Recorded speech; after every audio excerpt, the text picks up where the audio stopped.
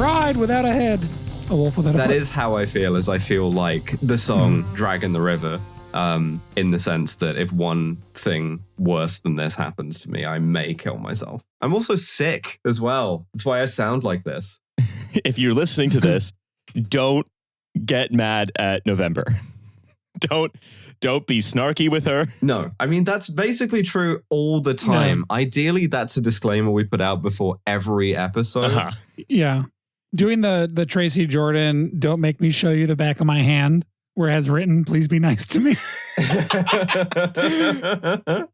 Yeah, I mean, the problem is, like, this is most common. I most commonly get the criticism of being, like, confidently wrong about stuff. Only because, like, if you present stuff unconfidently, it's a bad podcast, right? But, like, I get that criticism a lot through, well, there's your problem. And it's like, I wonder why this podcast with its audience of like engineering fans might be a little bit pedantic, you know?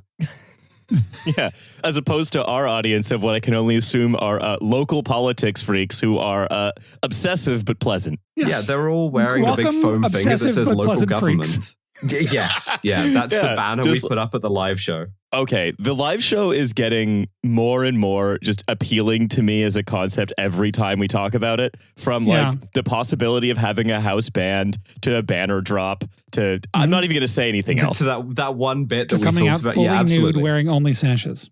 To applying the gel, of course. Also, we probably have to sync up our recordings at some point. Oh yeah.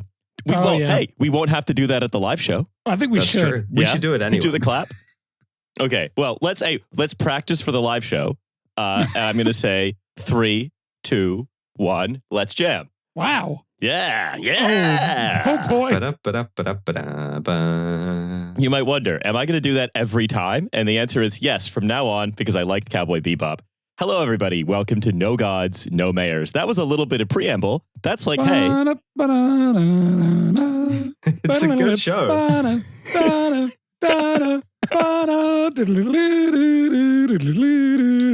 Although I feel like the most infuriating opinion I could derive from Riley is like an earnest belief that he likes Cowboy Bebop, is not aware of the existence of the original, referring solely to the Netflix live action.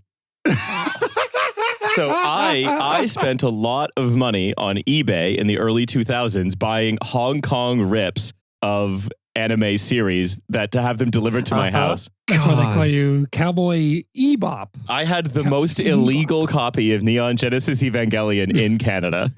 Okay, you can't just keep saying. Okay, sorry, you can't. The most do this anymore. transsexual sentences I've ever heard in my life.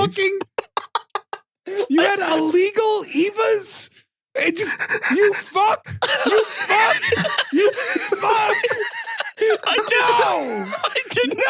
I didn't know that was a trans thing to do. No, you're not meant to yet. But now you are. By now you are. Sorry, my wife is out of the house, which is going to be doing a lot of screaming on this episode. Riley! You motherfucker! I'm so far away from my microphone right now, and I'm so mad at you. It's so funny that this elicited a much bigger reaction than when I told you both I lived in the lesbian party house. Well, yeah, because this is the last straw. This is the last. That's a separate issue. We'll get to that. We will get to that. We'll get to your 1/4 FFS that you got. Look. It says I know multiple people who have transitioned after knowingly or unknowingly, sometimes years-long campaigns of it's so funny, what a coincidence it is that I'm the only cis boy who's like this, right?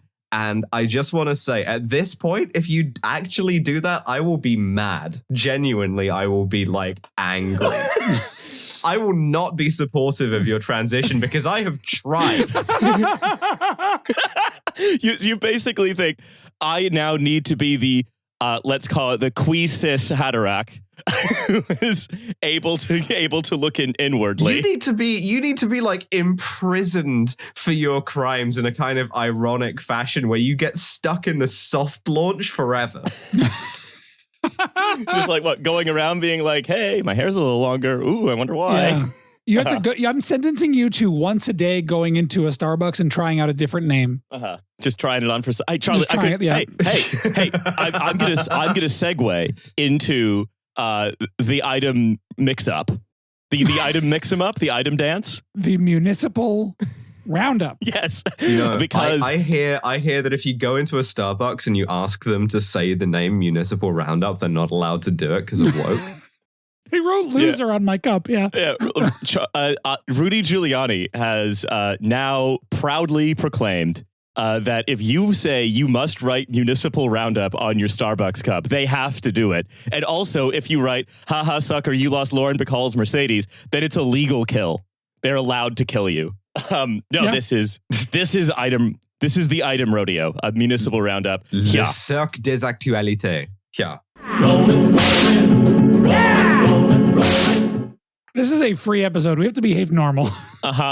Okay, you're telling who just spent like several minutes yelling? I believe that was you. Oh, it's me? As I did that? Yeah, it was. I just thought I was sipping on a little. I don't think Maddie's gonna know that she did that on account of she was, I think, arguably dissociating the whole time. I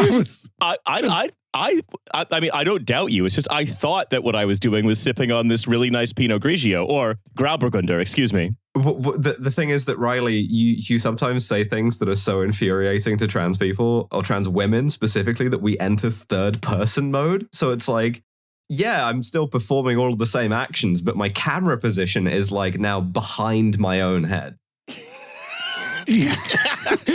Like my autonomous nervous system is still functioning correctly, but the rest of me is not here. God. I had no idea that illegal anime rips was a thing. I'm sorry. It's not just illegal anime rips, Riley. It's illegal Evangelion. Do you understand? Do you understand? The show about becoming transgender. Do you understand, Riley? Do you understand, Riley? Oh my God. I also had Trigun. Okay, that's fine. That doesn't count. That's fine. That's fine. No. That's fine. Look, it's just here's the other thing. Riley Quinn, the cisgender man whose letterboxd top 4 are People's Joker, the other one, the There Is Still Time one, and TV Castration Movie Parts 1 and 2. Yeah, you remember it. Yeah, of course. Okay, well, I like the cinematography. Okay. There is still time to do municipal roundup. Yeah, there's still time to do municipal roundup because I was thinking, we've been doing a lot of episodes where we're like, the mayor is so big that we don't have time for municipal roundup. Or we've been just doing like the New York Minute or London, Kentucky. And I want to go back to a tradition of doing municipal roundups that we get in the Blue Sky inbox. And I have one that's really fun. This is... Hit it. Punch it. About a mayor named Vincent Van Quickenborn. I'll let that sink in. Okay, sorry, perfect. one more time? Is he running a kind of like barge syndicate? Does he sell me tulips? He is from the Low Countries. Vincent Van Quickenborn, that's the name again, is the mayor of Kortrijk in Flemish Belgium. He invented Quicken. Like you almost said Flemish Belgium, which is very Dune coded. You know, like hearing the. I mean, in that case, it's more like it is water power. It's like polder power. Yeah. Yeah. I'm putting on my Belgian still suit, which is a joke that's TBD while I think about some stuff about Belgians. Who taught you to wear your clogs Flemish fashion? Seemed the natural way. Yeah. It's no. Your 12% beer. Your 12% beer is better stored in your body than your still suit. So basically, this guy, Vincent Van Quickenborn, he was actually in the news a few months ago. He bounces back. He was there walking without rhythm, is what I saw. He was there just sloshing around sludgy farmland. You know? The heredity of that surname implies a kind of like historical Dutch child being fired out of its mother at like sufficient velocity to rename an entire family. Oh, well. That was quick. The Quickenborns are only gestated for 6 months. Yeah, and you have to put the bassinet across the room. We're doing it real Swedish for our Belgian impression. Look, I don't have a Belgian impression. Let me tell you about Vincent Van Quickenborn, please. I thought I was telling you about him, but okay. Please. So Vincent Van Quickenborn, he's like elected mayor of Kortrijk, in like 2013, but he bounces back and forth between national and local positions because he's also like a bigwig in like the sort of liberal party of Belgium. And he leaves Kortrijk for good in 2022 to become justice minister. As justice minister, Van Quickenborne was also the face of Belgium's fight against organized crime. And there was a plot to kidnap him in 2022 where a bunch of guys like just were arrested outside of his house with a truck full of like AKs and zip ties and Molotov cocktails and stuff.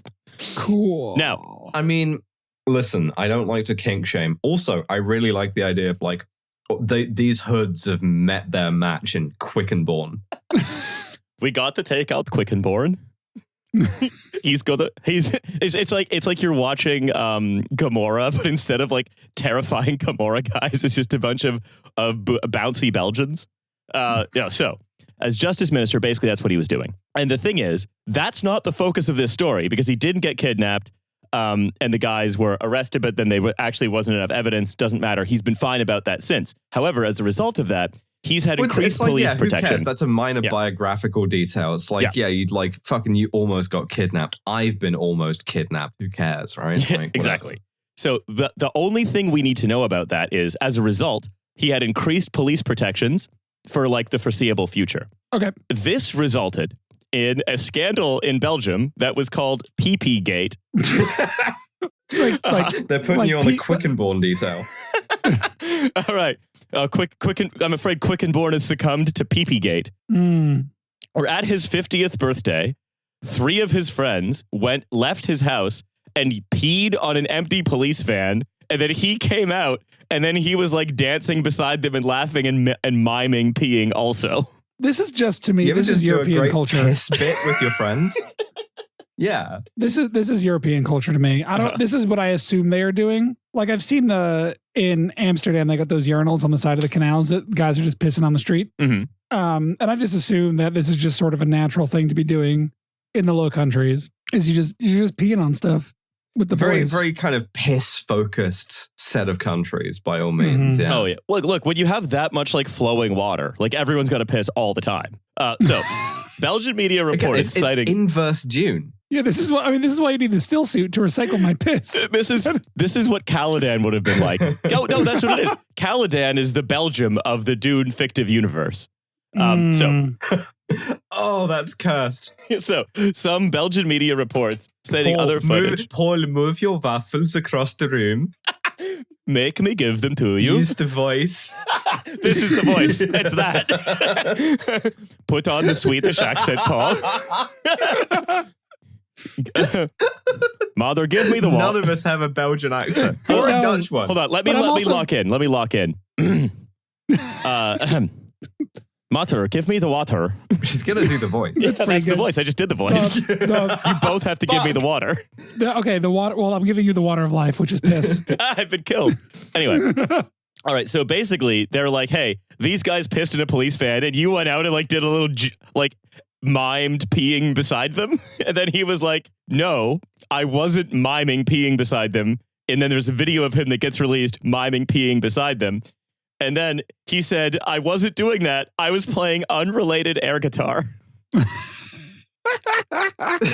This Quick and Boom guy, I'm coming to like him. I've got to be honest. This is like if your country's Elliot Ness got embroiled in a kind of like piss scandal.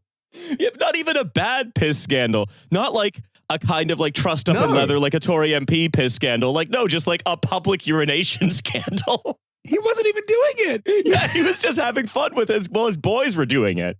So as for whether he was mimicking someone urinating, Mr. Van Quickenborne, widely known as Quickie in Belgium, said he was in fact performing an unrelated air guitar solo. Come on. I hate to admit it, he is quoted in the Flemish newspaper Het Nieuwsblad it's a fake language, as telling the Justice Committee of the Belgian Parliament on Thursday, I specialize in air guitar. I am a metalhead. That checks out. Dude's rock. Yeah, this is great. I love him. I specialize in air guitar is maybe one of my favorite sentences. That's a beautiful verb to use with that activity. I'm not just an air guitar guy. I'm a specialist. Yeah. It's like that's the rank that you enlist in if you're going to be an air guitar instead of front facing combat. Yeah, the thing about air guitar is that it's kind of run by like an E4 mafia, you know. So okay. Anyway, so Going basically, to air guitar officer school. So on Monday, the 4th of September, 2023, the Flemish public broadcaster, Air Guitar Sandhurst, VRT, cast doubt, a lot more pissing at Air Guitar Sandhurst, weirdly, cast doubt on his version. The next day, the minister decided to show another channel from his own footage, where he can be seen visibly tipsy as he walks to his last guest to the door at 4 a.m. In the footage, the minister is seen leaning back as if to mimic the gesture of someone urinating next to his friend, who finds it hilarious. He also addressed the seriousness of the issue, telling Parliament, quote, "I am ashamed that people I invited to my house peed on a police van. It is disgusting, especially considering why the van is there for my protection. Belgian Prime Minister Alexander De Croo was at the birthday party, but says he didn't see anything." Is it illegal to be a good hang and have a fun time with your friends, Your Honor? Yeah. Is it illegal to pee in the same way that Ferris Bueller would have if he were in that situation? I ask you. Ferris Bueller was a Belgian mayor. You're assigned to stop this guy from getting like cut to pieces in a shipping container, right? And you're then trapped in a kind of pranky relationship, like an Animal House. You're in a National Lampoon style relationship with your protectee. It's beautiful. So the end result was that Van Quickenborn was not face prosecution because just like having a little dance next to someone peeing on something is not a crime. And the two men involved, they need to each pay 1,200. Yeah, we've all went to Berkheim. Yeah, 1,250 euros. It actually is true. 1,250 euros and a moral compensation of €1 each to the affected police officers, in addition to paying to have the van cleaned. That's literally spending a penny. Like, yeah. Well, with inflation, how it is. Oh my! Yeah, I have to go out and spend the euro. To go out and spend €1 on it's moral Swedish damages. Again. I keep getting Swedish with it. Yeah. Okay. Okay. I'm going to put out a public call. If you are a listener to this podcast, can you please give us all Low Countries voice training? Thank you. Yeah. If you're really upset. Well, I had a girl try to teach me Dutch once. And that was memorable. So yeah, maybe. I grew up, a friend of mine growing up lived down the street from me. His mother was from Belgium and she was a lovely woman and she made chocolates in the basement, and I'm not joking. And she had a very thick Belgian accent, and I cannot for the life of me right now remember how she sounded. So I'm sorry. It's close enough to English that it just slips out of your brain. Right. Yeah. Well, Dutch is easy because hello is just hello. It's the same in German, really. But it's time to leave Municipal Roundup. I miss Municipal Roundups like this, where it's just a nice self-contained story of one funny guy. Yeah, indeed. A monster of the week. Right, let's end this with our best Belgian accented yeah. Okay. On 3. 1, 2, 3. Yeah. So basically, November's Hja in Belgian is like she's got a terrible stomach virus. It's a very Eeyore-ish. Yeah, they're an Eeyore-ish people, the Belgians. So make me sound like a kind of horse. Yeah. Okay. I panicked in the moment. I was overwhelmed. Do you two want to hear about Mayor of Toronto, Mel Lastman? I would love to. Someone I have been excited to talk to both of you about now for, I would say, 2 weeks. Please tell me about why the last Melman. Thank you. You've been enjoying that. I have. So you should see the story of Mel Lastman, who was mayor of Toronto from 1998 to 2003, but mayor of North York for a very long time before that, as a kind of prequel to Rob Ford, a bit of Rob Ford's Phantom Menace. For a lot of personal color, by the way, I will be quoting from his obituary throughout the episode. So, Melvin Lastman, was born to a family of Polish Jewish immigrants in Toronto in 1933.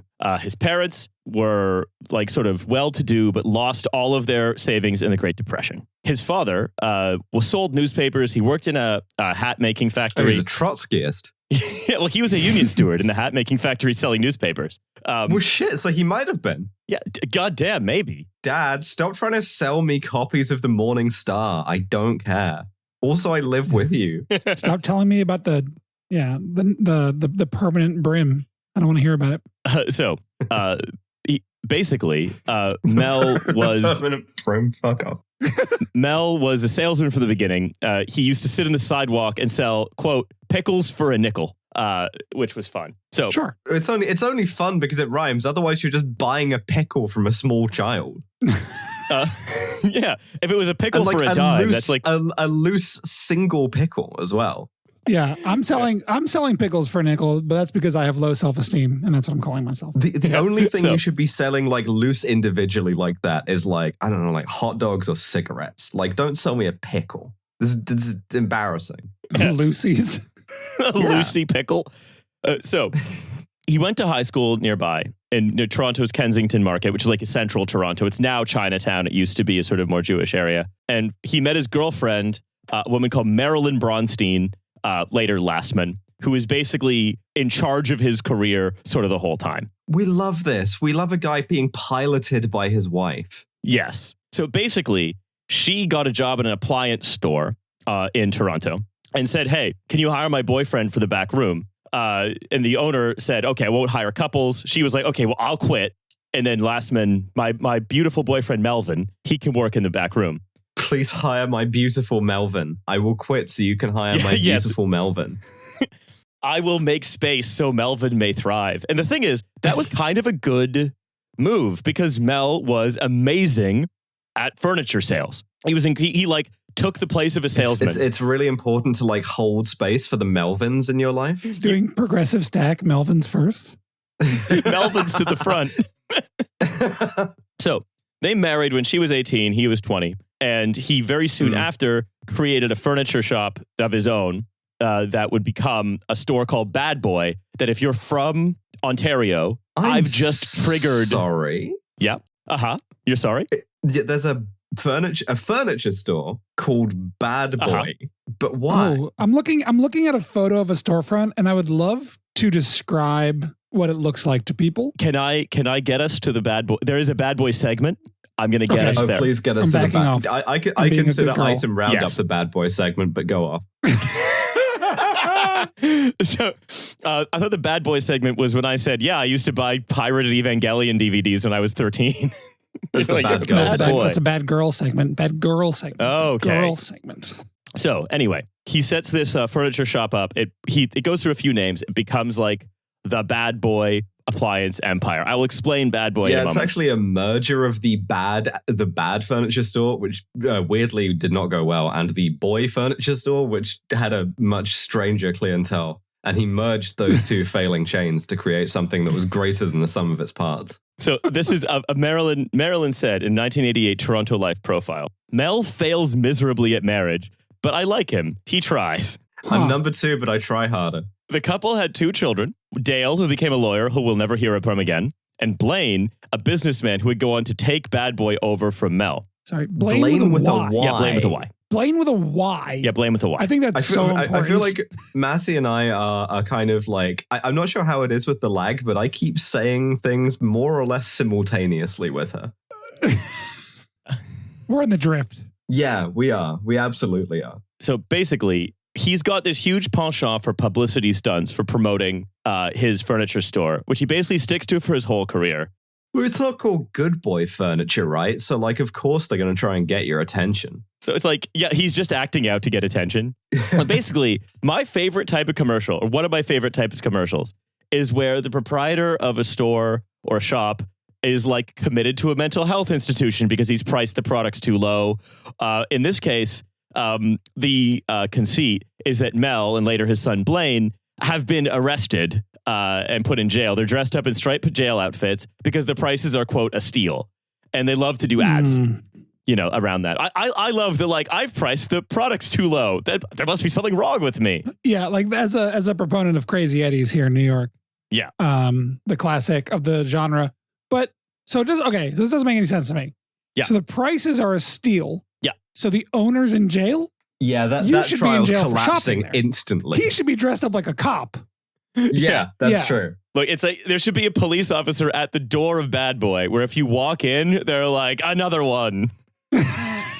Take him away, boys. This is making a farce out of the Canadian justice system. So In 1963, Mel Lastman dresses in a jailhouse uniform for the first time, offering people at Queen and Yonge Streets a $2 bill in exchange for a $1 bill. Hey, they're selling $2 for $1. Yeah, promotionally. Yeah, he sold $2 for $1. We used to have $2 bills in Canada. They got phased out when I was like 9. For the famous toonie? For the famous toonie, a bimetallic coin. Mm-hmm. I remember it was a big deal. So the Toronto we used to Star. have $2 bills in America too. Yeah. You didn't get a toonie though. I know. I used to collect them because I thought they were fun. You collected upwards of $12. That's the kind of child I was. So the corner where Lastman was giving away $2 for $1 got so busy that the police shut it down in like 15 minutes. In 54, Mel Lastman also follows an ice truck around, noting their delivery stops and before he pitches them on buying a refrigerator. He was also arrested during a publicity stunt in Times Square where he again would sell $2 Canadian for $1 American dollar, but he was actually arrested, not just moved on. That's actually a deal in his favor. That's not like... Depends on the year. And finally, in another one of his publicity stunts, probably the most racist one. Oh. Lastman flew to Nunavut to quote, and I'm quoting the exact quote that he says here. Oh no, I know what he's going to do. No! Yep. No! Yep. I'm sorry. He is, and I quote that, I'm quoting him here, sell a refrigerator to an Eskimo. Put him in the actual jail, please. Well, he is dead. Do you want to dig up his bones? Justified NYPD arrest, I'm afraid.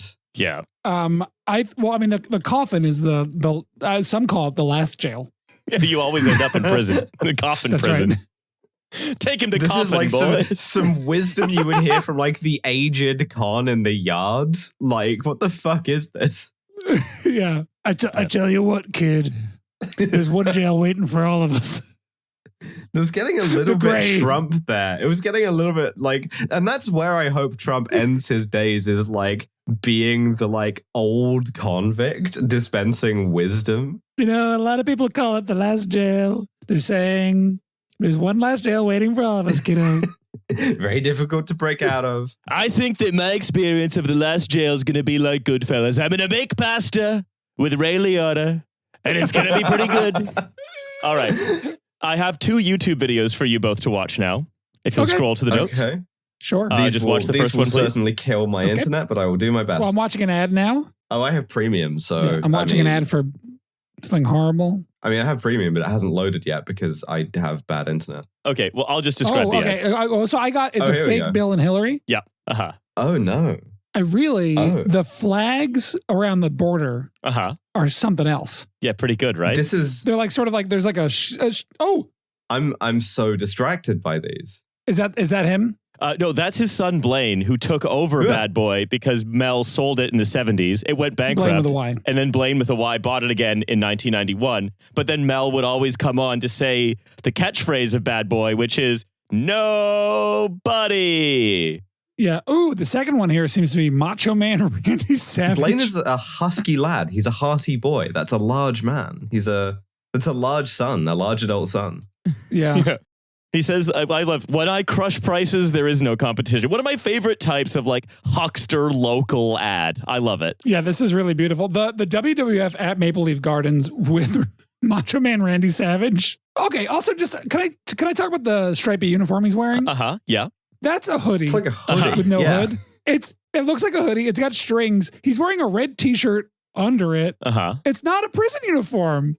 He looks like he's going to a Fall Out Boy show in 2005. Well, maybe Canadian prison has a very emo aesthetic. They said it's a maximum security in emo Ontario. Yeah. Instead of getting your hair cut when you get to prison, they just give you like a flat iron fringe. They dye you black. You the emo hair at the prison. Instead of getting a prison tattoo, I get prison snake bites. Yeah. I'm getting a prison tattoo, but it's like the nautical star. Seeing a guy wearing like skinny jeans that are ripped at the knees and just crossing the street because you're like, I'm pretty certain that guy's been in prison. No, it's if you have skinny jeans ripped at the knees, that's like a Russian gangster with stars on his knees in Canada. It's considered to be very intimidating. So anyway, after they did the Bill and Hillary commercial, the White House actually sent a cease and desist letter to Blaine and Mel Lastman, and he responded just by making more Bill Hillary commercials. I mean, Incredible. they don't have any, I'm pretty certain there's some international treaty obligations that would have to change before any Canadian gave a shit about that. And this is why Mark Carney is justified in driving a technical up to the border, Just shooting wildly into the air. So yeah, it's like the American president doesn't like your fucking bad boy furniture commercial. I don't give a shit. Different country. yeah, your authority does not extend into the great southern erg of Canada rackets. So they're also very flamboyant as a family. Mrs. Lastman, so Marilyn, used to quip, quote, "There's no room in my closet for skeletons," regarding her fashion and jewelry collection. The bar mitzvah thrown for their elder son, Dale, had 650 guests at the Royal York Hotel, which is kind of like the New York Palace, that garnered mention the next day in the papers for its extravagance. The theme of the night was simply, "My son, the king." This is the second mayoral bar mitzvah we've spoken about on this show, and it has considerably stranger vibes than the first one, which was the mob lawyer bar mitzvah from Oscar Goodman. Yeah. So, how come you guys keep covering Jews and I haven't covered one yet? I just want to point that out. It's fucked up. Chance. Yeah. So it's unclear what Blaine's bar mitzvah theme was. That's not known. However, that's brutal. This is also that makes me feel so sad, actually, to be like, here's my one son. He's a lawyer. My bar mitzvah theme for him is he's on a throne. He's got a little crown. Here's my other son. He gets to be in my commercials and he's going to manage my furniture stores. And let's not worry about his bar mitzvah theme. Justice for Blaine at this point. It's like Blaine, they just give the kiddish lunch after services on Shabbat morning. And it's like Broadway, and there's one table with a playbill on it, and that's all they gave him. It's the thing is, Blaine. It actually is quite like Your Son the King, in the sense that it is quite aristocratic. It is quite feudal, in the sense that you're like, all right, here's my first son who will, rule, and here's my second son who will, rule the trivial stuff and be the kind of big idiot and is a spare in case the first one dies in a crossbow accident or something. Yeah, sending your son to run bad boy furniture is the 20th century equivalent of sending him to the monastery. Yeah, or being okay, you can be a count in Umbria, I guess. Yeah, I guess exactly. Be the Count of Umbria. It doesn't mean anything. So this is also from his obituary. Though he was often called a flamboyant showman, with his penchant for obvious hair plugs, Rolls Royces, and diamond jewelry, he was actually a shy man who was uncomfortable in large public gatherings.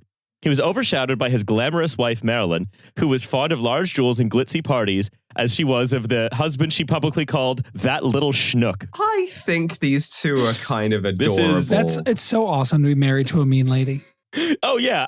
I like this. Absolutely. Terrifying woman and a pretty normal man. Oh, okay. Let me disabuse you of that notion.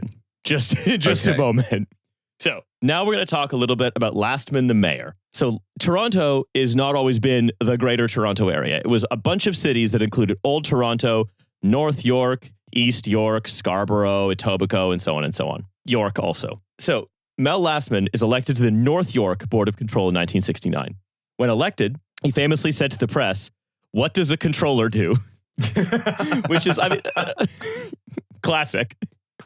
But the thing is, he was really beloved. He would serve 10 straight terms, 25 years, as the mayor of North York before it became part of Toronto. This is from the North York Historical Society. He was easily accessible to North Yorkers, unlike his predecessors. He was reported to have instructed that anyone calling City Hall should always be greeted by a real voice, not voicemail. Voicemail is an evil invention because it encouraged employees to pick and choose what calls they return, and he always kept his phone number listed. What is it with Toronto mayors and giving out their personal phone numbers? They love it. It's just I need to talk to people on the phone because I feel very lonely. I do like, actually, that there's a bit that... because my wife just bullies me. He does specify real voice in office hours. So he's not a monster, right? You're not having the phones kind of staffed 24/7, which I appreciate. Yeah. So, he was an absolute booster of North York. He was like, do business in North York, come to North York, and so on and so on. He said it's Canada's fourth largest municipality. He got Ontario to charter a city in 1979, because even though it was a sort of metro area, not a city, he called North York the city with heart and he subbed at a public celebration of North York on Valentine's Day, every Valentine's Day, including giving up marriage licenses for free and serving a giant heart-shaped cake to the citizens.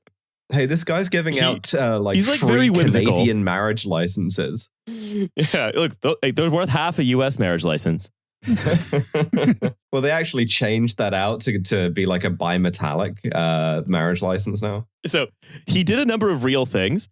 He campaigned quite tirelessly for a subway line to connect off of a street intersection called Yonge and Sheppard in North York. And if you imagine the Toronto subway system, right? It's a very thin U with a big line through it. Oh, I'll do this easily, yeah. Yeah. Mm-hmm. It's not much of a subway system.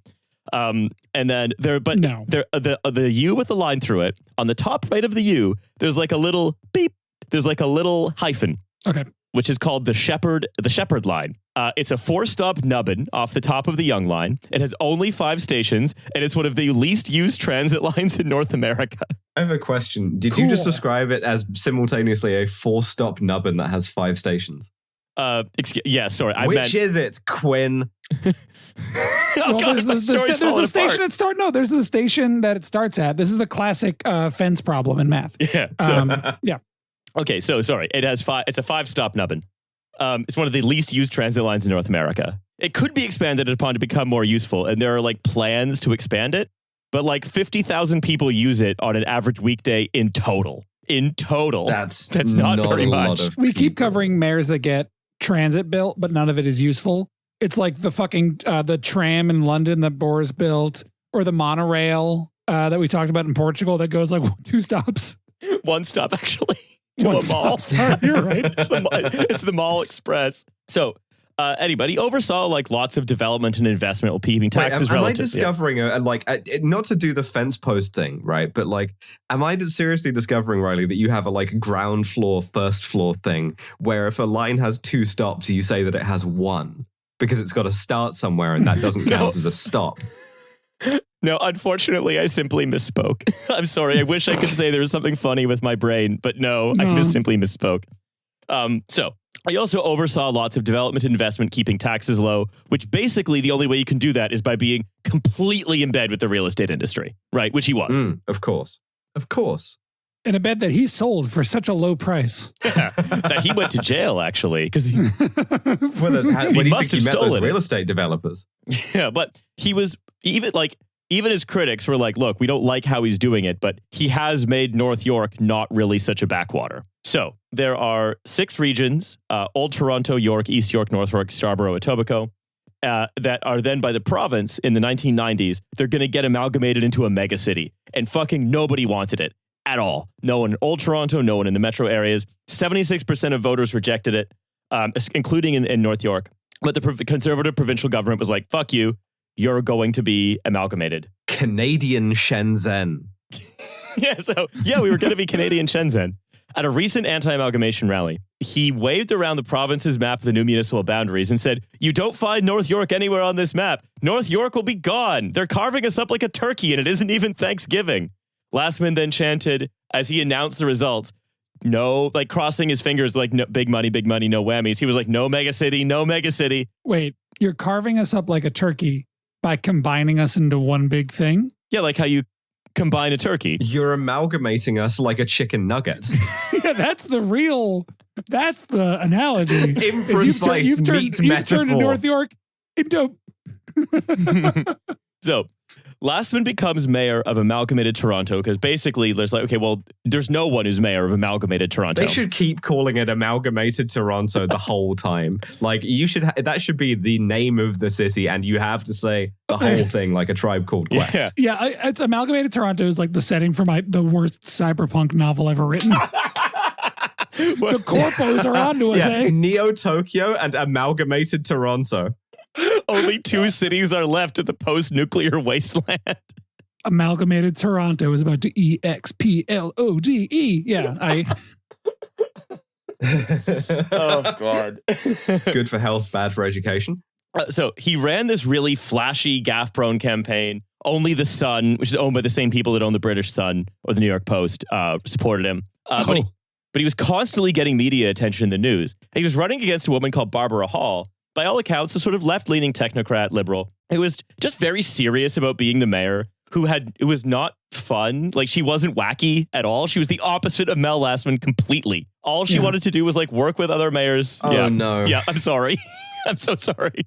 Which message will resonate with voters? And the two messages are like quite an elaborate and technical program to improve people's lives in a reasonable way.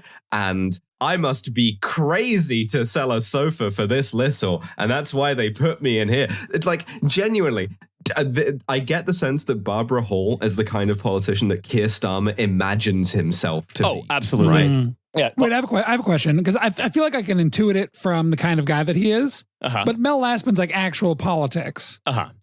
He's like, is he? I mean, he's a conservative. Yeah, he's a tax slashing. Okay, he's a tax slashing conservative, but he's not like a social conservative quite as much. Like he's more like a median voter. He's just has a bunch of random stuff. Yeah, he's not a social conservative because his life was changed when he went to prison for selling a chair for too little. Yeah, he's a prison abolitionist. I should be able to price my chairs how I want without being criminalized.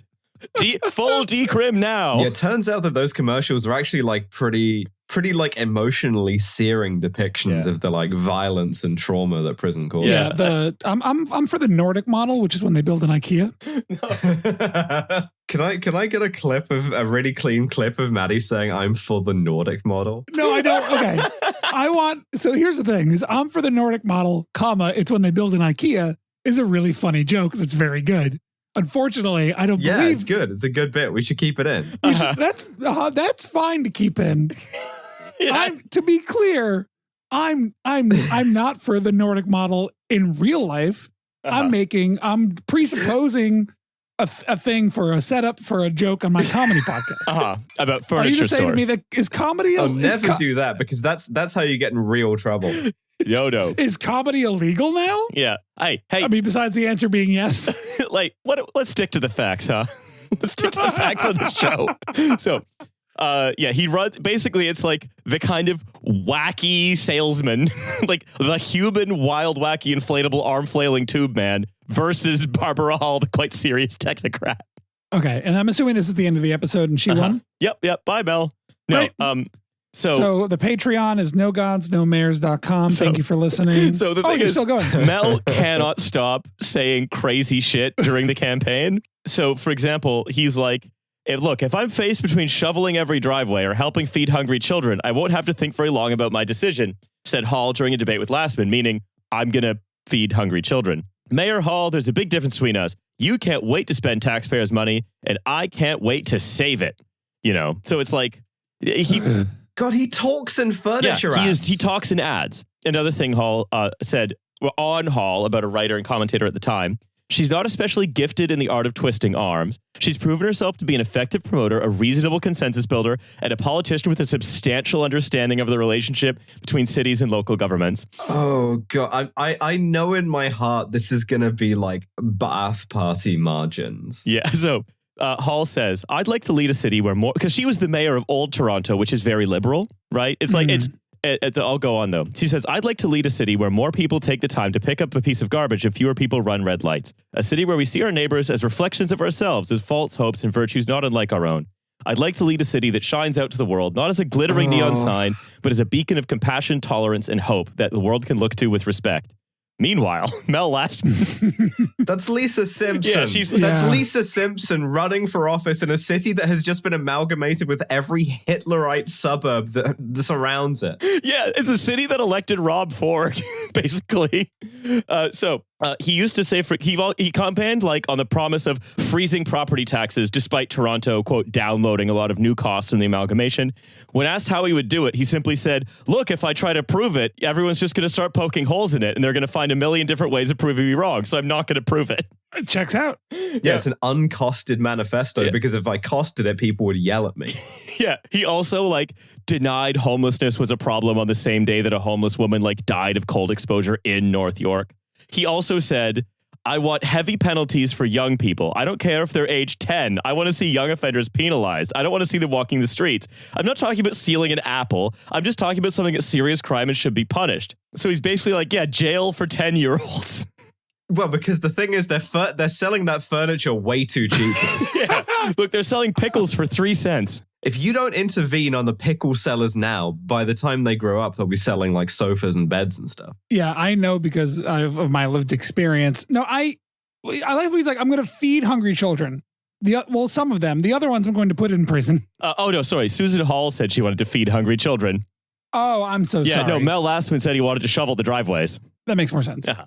A child in every driveway. He is also feeding children by putting them in prison in that they have food in prison. But That's he true. then said he admitted that his policy of jailing 10-year-olds was a mistake, saying, quote, I was thrown. A 10-year-old is a little young, but a 12-year-old knows a little better, and maybe something should be done about them. When I was 12, I knew the price of a chair. Just turning the big dial back and forth. Yeah. And he like also came up with this idea to freeze property taxes for 10 years, improvising talking at a senior citizen's home in Etobicoke. He just made it up. He's like, I don't know, 10 years, why not? Anyway, Lastman wins the election, and he carries Etobicoke, North York, and Scarborough, with Hall winning East York, Toronto, and York. This is the exact Rob Ford divide. I was going to say, wasn't this whole thing with Rob Ford only won because of all those suburbs that had been added? Yep. Yeah. That's one of the main reasons the Conservatives wanted to amalgamate Toronto, is they wanted to eliminate this quite progressive city. And guess what? They did. They succeeded. Hey, good job. Wow. Yeah. Well, so one more video now. The vibe of Lastman's mayoralty is just open up that little video right there. Oh yeah, hold on one second. I'm having an issue with my there's a cat on my desk, and okay. Oh, this is Cronenberg directed this. Okay. Oh god, I hate this guy already.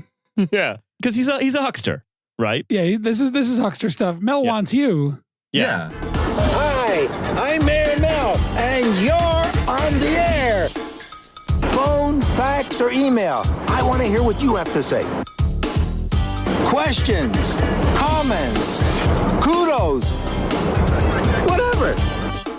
So he and his deputy mayor, Case Oots, then basically run the city.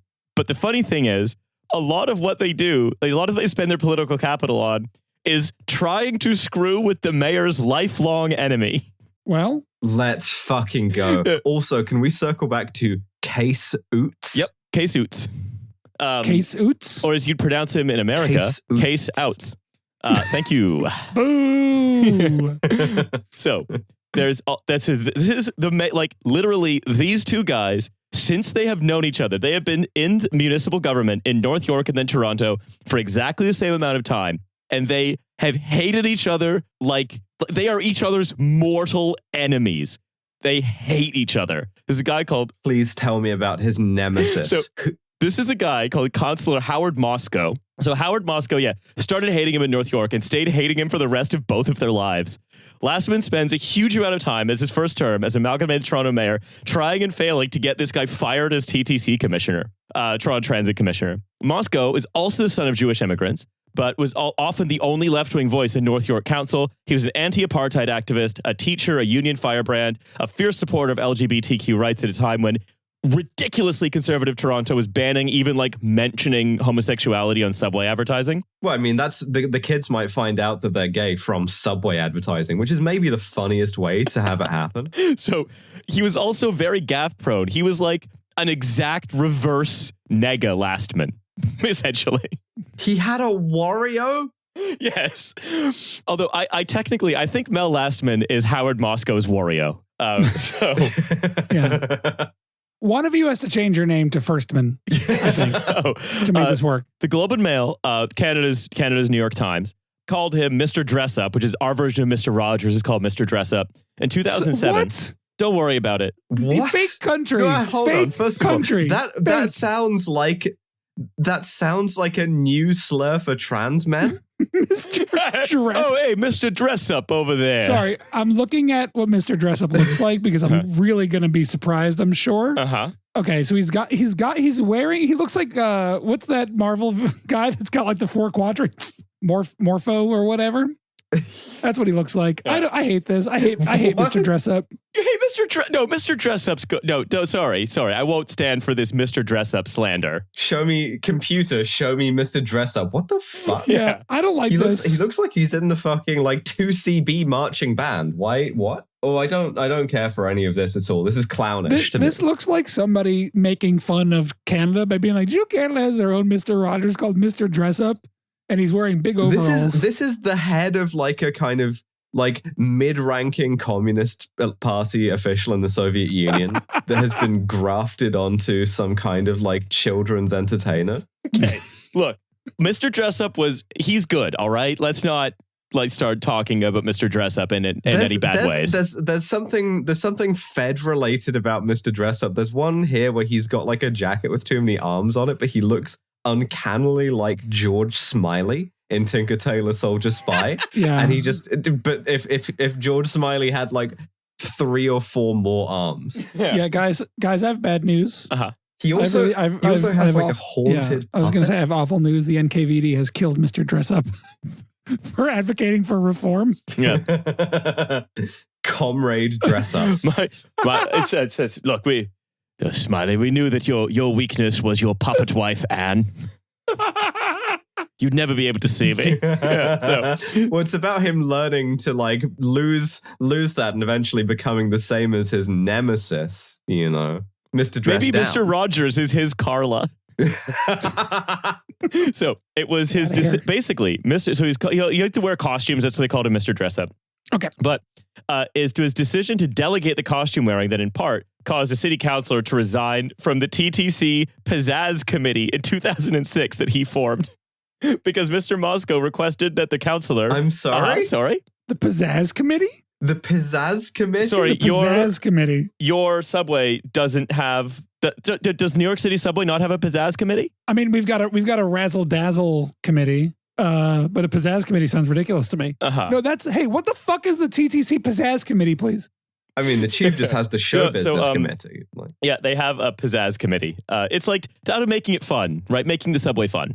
Anyway, Moscow had requested that a councilor wear a bunny costume and ride the subway. The thing is... Fake country. Oh my God. The thing is that like, Mr. Dress Up would be such a devastating fucking insult were it not referencing an extant thing that demonstrates how fucking stupid the country that you're in is. Okay, there's a little more Canada slander than I expected on this episode, okay? All right. Okay, well, you can't bring up Mr. Dress Up and Pizzazz Committee in the same paragraph. You can't just give me Mr. Dress Up. So Moscow once said of his relationship with Lastman. Just world-weary Canadian politics insider being like, yep, looks like Mr. Dress Up's fucking with the Pizzazz Committee again. What? Okay, well, now when you say it like that. We are a serious country, by the way. But we will not be responding to the president's cease and desist letter about our ad featuring them. So, if I said a blackboard was black, Mel would say it was green. Philosophically, we're at the opposite ends of the political scale. I didn't really dislike him, but I did love toying with him. They dissolved the Pizzazz Committee in 2006. That's because Moscow got removed from the TTC by Lastman that year. The Pizzazz Committee was Moscow's thing. It's like this bunny suit shit is the last straw. Yeah, and the thing is, Moscow. No, I'm going to tell the whole story. So their hatred of one another started as something of an accident because local reporters of like North York Daily News would need some filler. Lastman and Moscow would just like trade barbs to make headlines. Moscow once said, "I told Mel one day, you made me famous. When are you going to make me rich?" But Moscow also basically existed trying to fuck with Mel as much as possible all the time. For example, Lastman, because he was a North York councillor and Lastman was North York mayor. Lastman was part of a drive to have a magazine called Now removed from North York City Hall because there were ads for sex workers in the back of the paper. During one council meeting, Lastman would marvel at the various sex acts advertised in the paper. He'd be like, blow job? And stuff like this. Lastman then went on vacation and Moscow was deputy mayor for 1 week. And at that time, he presented the Now magazine co-founders, Michael Hollett and Alice Klein, with an award formally recognizing the paper's contribution to journalism from the government of North York. That rules. He also said, but he also didn't just fuck with him in fun ways. He also was like, hey, you're trying to publicly fund a performing arts center, but like that what's happening is this one guy is going to get really rich off of it and so on and so on. But my favorite one is that Howard Moscow's wife bought Mel Lastman's toupee at a charity auction, and then Moscow would bring the hairpiece to North York Council with him and just pretend to dust stuff with it in front of Mel Lastman. Full spectrum Canadian psychological warfare. Just all your ventures, everything you have ever done, every breath that you take is going to be opposed by me in a way that is both theatrical and attempts to exemplify pizzazz. Yeah, they remind me of like the last two Jewish guys in Kabul who were like, we built different synagogues because we hate each other. We exist to squabble. So anyway, Moscow, weirdly, led the charge to rename a major square in North York as Mel Lastman Square when he was still alive and was mayor. However, it was then revealed when he was trying to land at I sure hope he is. Well, it was even more elaborate than that. He was hoping that it would make Mel seem like an old hat who'd already been commemorated and pressure him into retiring. That's a deep level of hatred. I'm very here for that. He also followed Lastman to the Amalgamated City Hall. It's like why is Moscow trying to get it renamed to Mel Lastman Memorial Square? Oh, he would have called it that if he thought he could get away with it, to be clear. He hated this guy. So he also, when Lastman became mayor of Toronto, Moscow stayed as a councillor in Amalgamated Toronto, where he continued to hate him. Lastman did everything he could to try to get Moscow removed from that post as a TTC commissioner, where he would had the pizzazz committee, and Moscow never stopped in his taunting of Lastman for the council chamber. But remember I said firing Moscow was a big focus of Mel's first term. He finally did it, but he could only do it after the 2000 election because Moscow was so well liked. He replaced him with a guy called Brian Ashton, but Ashton wasn't as pliable as Mel would have wanted, so we got rid of him and replaced him with a lady called Linda DeZero, who quit to become a garbage lobbyist. And then Moscow was just next in line. That's not fair. I'm sure she's a fine lobbyist. Yeah, but Moscow was just next in line and then was spot welded into place the rest of Lastman's term as mayor. So he got rid of him for 6 months. Back? Yeah, he just Moscow's comes back. Boomerang? So wait. Going back to Mr. Dress Up and George Smiley, it's Moscow rules. Yeah, so after Lastman's death, Moscow said, I didn't actually dislike Mel as a person, but I didn't have a lot of sympathy for him either. He was sort of a precursor to Rob Ford, Donald Trump. He was the outrageous, larger than life, but I think he did what he could within his limitations. So the moment Mel Lastman dies, Howard Moscow was like, hey, it's fine, I guess. Laying down my decades-old feud instantly and with a disconcerting amount of ease and just being like, yeah, No, it was fine. I did what he could. This, to me, this is my favorite part of the whole story, is that there are two mortal municipal enemies. It's like I hated him while he was alive, and then when he was strict atheist nemesis who doesn't come to your funeral after you die, is just stops being your nemesis because doesn't exist anymore. Not my problem. Yeah. I will waste no more energy on hating you from beyond the grave. I'm just going to go about my day advocating for progressive policies in Toronto. Moscow's still alive. So what were Lastman? And the salute to him, Oh, a hearty salute to Howard Moscow. So what were Mel Lastman's concerns? He was a lot like Rob Ford, really. He was to slash taxes, hire cops, jail 12-year-olds.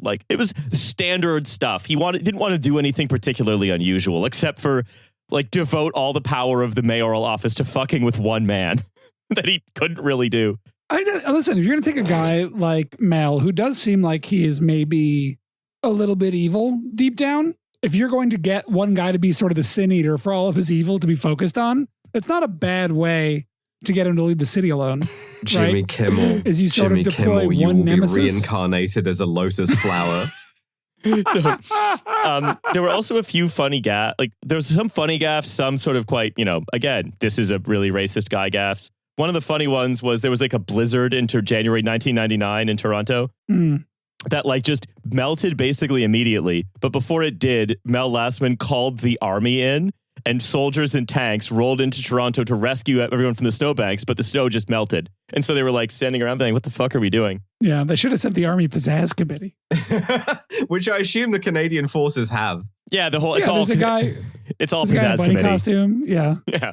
So he also, again, reaching for an unusually specific insult against the Canadian Grenadier Guards and being like, oh, you mean the Canadian Forces Pizzazz Committee? That's so specific. This is going to lead to me getting in a fight on the Canada tour where like some like guards veteran like full force breaks my nose or something. Yeah. It says here, ma'am, on Twitter, you called the RCMP Mr. Dress Up. Yeah, getting banned from Canada, but it's like I'm banned from all of North America for different reasons. The Mexican Navy want to kill me because of a Well, There's Your Problem episode. Donald Trump wants to send me to El Salvador, and the Canadian Border Force want to like deport me back to the UK because of my Mr. Dress Up bits. You're allowed in like Saint-Pierre and Miquelon, and that's it. In 2001, prior to leaving for Kenya to gain support for Toronto's Olympics bid, Lastman said, I don't want to go to a place like Mombasa. I just see myself in a pot of boiling water with natives dancing around me holding spears. Oh, kill this guy. Oh, yeah. Cool. Yeah. Boy. Yeah. Also, he had an affair that produced several children. In 1974. He cheated on the wife who like quit her job for him back in the day? Yeah, and called him a little schnook. Yeah, unfortunately. And said he was a bad husband? What a piece of shit. Yeah, he fathered 2 sons with her, Todd and Kim. During a 14-year-long affair, she worked at Bad Boy. But also, his wife was, there's another controversy around his wife. His wife, very rich, very like fabulous, very glitzy. In 1999, she loved shoplifting. Like, she was addicted to shoplifting. Go boss. Yeah. Okay, go. Yeah, shoplifting. She's so real for that. Shoplifting rocks, and I wish I could still do it. If you see an obscenely rich woman shoplifting, no, you didn't. So this is from, she's dealing with ennui, okay? She's just trying to feel something. So this is from a 1999 edition of Toronto Life. I'm quoting. These same media outlets heard that millionaire Marilyn Lastman was caught stealing a $155 pair of designer pants at an Eaton store. No charges were laid. Guess who ran the story? Nobody, to quote Lastman's well-known furniture chain advertisement. Is there a double standard at work here? You bet there is. The story only came out because Mel Lastman threatened to kill and or have fired local CBC reporter Adam Vaughn when he was accused of leaking an oblique story on the shoplifting incident to Frank magazine. That covers a lot of ground to be like, I'll get you fired or killed. Whichever is more convenient. I'm going to broadly change your personal circumstances in life. Are you ready for a change between 0 and 100%? All right, you lucky you're going to have to change your Facebook status to dead or unemployed. Either one. Works at not being alive anymore. Yeah. Yeah. You're gonna be at City Hall filing a certificate of death for yourself or getting unemployment. And I'm gonna figure it out on your way down there.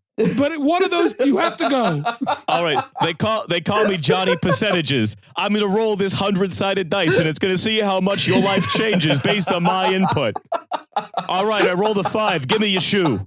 Hold on. Let me look at my sheet that says each number. You're lucky this wasn't a 6 because that's both shoes. If I roll a 1, you get a little kiss on the cheek. It could be unnerving.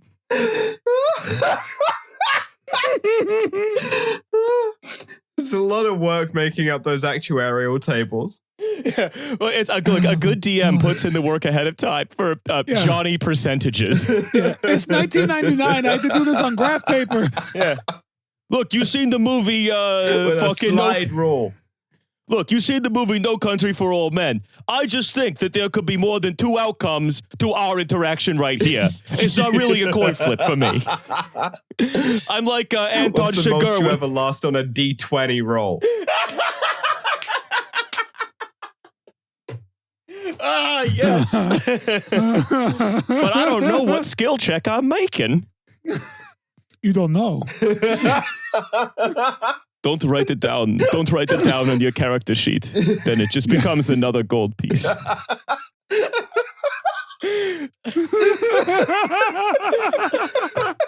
Oh God, I could D&D Anton Sugar should really. Oh. No. Oh God! No. This is of all the podcasts I do. I expected to spin off into another D&D podcast. It wasn't this one, but I'm ready for it. I'm ready for that arc to happen. I'm so ready for municipal D&D, and one of the characters encountered by the party is Johnny Percentages. Okay, all right, we're back. Well, that's the trailer. If I ever get back to cussing those. The Toronto Star went with this angle reporting on the theft. The mayor has been under personal strain since his wife Marilyn was apprehended in a Vaughan mall and arrested over stealing a pair of designer pants. So it was very hard for the mayor when his wife stole the pants, which is why he threatened to kill that guy or have him fired. Or have him. or take one of his shoes. Give me your shoe. So also with crisis, it was also like when SARS was happening in Canada, he was like, what's the World Health Organization? What's SARS? I don't really care. But he won re-election in 2000 by like 80%. But then the proper scandals actually began. When Toronto amalgamated, it started leasing a lot of computers, including from a company called MFP. The treasurer, by the way, at the time was a woman called Wanda Leitzik, who was a North York Lastman person. Over the duration of this agreement, the city paid like double, like 85 rather than 40 million to this company, computer leasing company. Hey, he's buying computers for $2 Canadian instead of $1. Yeah, that's right. So all the publicity stunt. And it's like he wasn't really involved in this, but like it was corruption that was in his city hall, because it turned out that there was a whole like inquiry into it, that one of the salespeople at MFP, a man called Dash Domi, you can laugh at his name, it's ridiculous. Is he related to Ty Domi? He is. It's his brother. It's his brother. Oh, good. Ty Domi, a famous hockey maniac. Yeah, a goon. Canada's best goon. Like a true goon, like a guy that is who could not skate or do anything with a stick. All he did was punch people in the head, including am I inventing one time he did it to someone in the stands? No, you're not inventing that. That happened. Yeah. Okay, cool. I think he also he used to try to deniably hit the refs as much as he could. Well, critical support for that because refs are cops. No gods, no mayors, no refs. Uh-huh. So, so Dash Domi is the older brother of Ty Domi, hockey's foremost goon. And he received like millions of dollars of kickbacks for securing this computer lease. Much of the testimony presented to the inquiry also alleged an improper financial relationship between Domi and a guy called Tom Jacobek, who was the city's budget chief at the time of the contracts. Basically, they found that MFP paid Jacobek to attend like Leafs games in Philly and go fly in private jets and all this stuff. Hold on. Yeah. Wait a second. So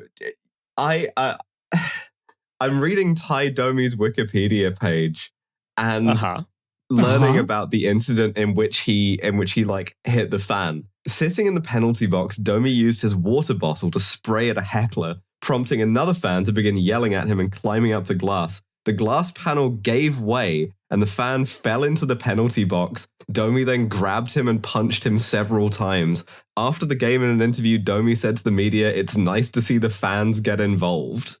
Yeah, he's a fucking maniac. I think I don't know if this is true. I think he still to this day holds the record for the most fights ever had in a hockey game. Yeah, that sounds right. 333 of them. That's like across his career as well. I think he holds both records: most fights in an individual game and most fights overall. Like he's winning everything. He's like one of these like runners that just like is perfect at 100, perfect at 200, perfect at 500, amazing at 800, wins the marathon, just sweeps it in terms of being a fucking goon. Beautiful.